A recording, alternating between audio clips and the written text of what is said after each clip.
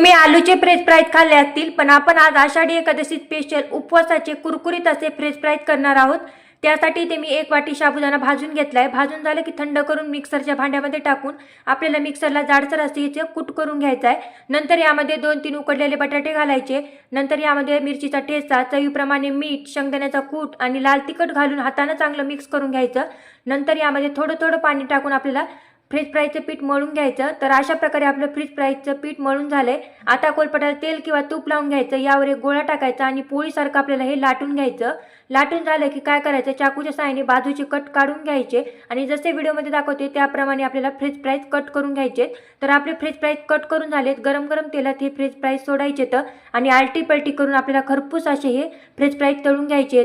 तर तयार आहेत आपले आषाढी एकादशी स्पेशल उपवासाचे कुरकुरीत असे फ्रेंच फ्राईज। तुम्ही पण नक्की करून बघा, खूप मस्त असे टेस्टी झालते।